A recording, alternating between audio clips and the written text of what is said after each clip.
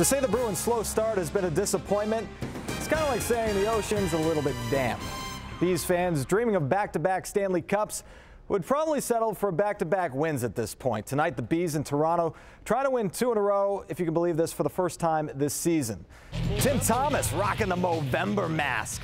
That mask got to be raffled off for charity. First period, Bruins on the power play, and the kid continuing to make strides. Tyler Seguin from the ridiculous angle, 5th of the year. Bruins break the ice 1-0. Second period, and again, it's Seguin creates a turnover at the red line. Patrice Bergeron starts the break, and then look at this finish from Seguin. Are you kidding me right now? Somehow beats Penn Scrivens. Take another look at this kid. Yep, he is something special. First 2-goal game of the career. But he wasn't done. Bruins up 2-0. Just 8 seconds later, Bruins catch the Leafs napping Zdeno Chara to a streaking Milan Lucic. Luch would have 2 in the game, 3-0 Bruins, but the night belonged to Seguin. Make it 3 goals for Seguin. First hat trick of the career for him. He now has 7 goals on the year. Bruins would add 3 more goals. Tim Thomas, 27th career shutout. Bees win 7-0, their most dominating win by far of the year.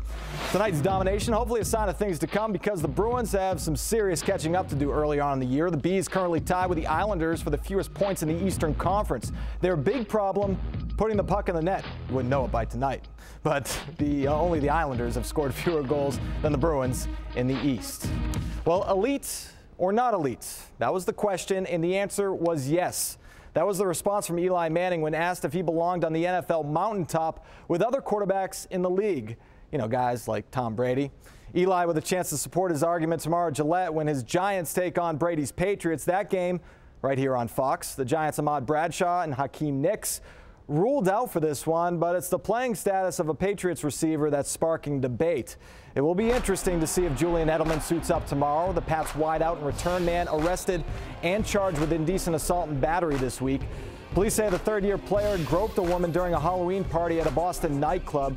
We asked you what you thought of Edelman and what you think if he should suit up or not, and the reaction was pretty overwhelming. From Facebook, Wally Flannery says, yes, he was accused, not convicted. If Michael Vick can play in the NFL, so can he. From Steve Cooper, groping in a bar, and this is the big question.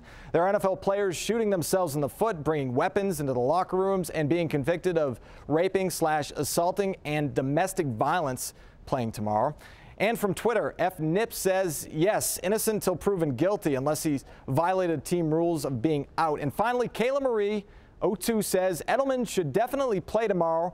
He made a mistake. It's done. It's over with. Hopefully, he's learned his lesson.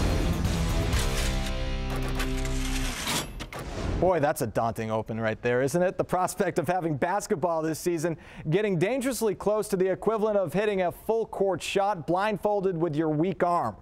Yeah, it's that bad. And NBA players and owners resuming talks today in New York, but apparently his airness taking the air out of reaching a deal. Chicago Bulls legend and current Charlotte Bobcats owner Michael Jordan, apparently one of the dozen or so owners refusing to budge when it comes to the 50-50 revenue split with players.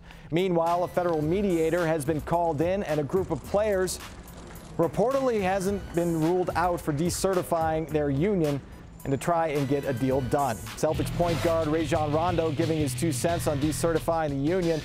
Quote, it's a possibility the way things are looking, but it's day by day in this situation. You really don't know what's going to happen next. I've read a couple of comments about how players aren't unified, but I think we're doing a pretty good job of sticking together.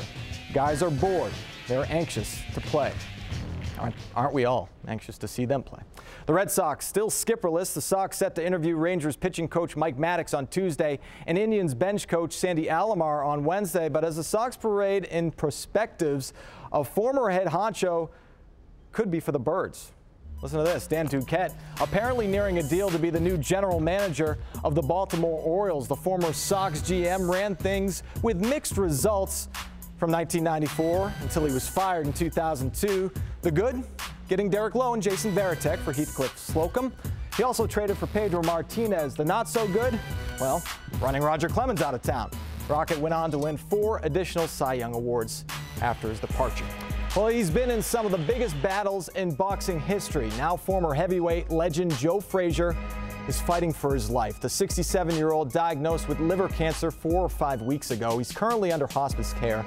Frazier was the first man to beat Muhammad Ali back in 1971. He would go on to lose 2 more to Ali, including the epic Thrilla and Manila fight.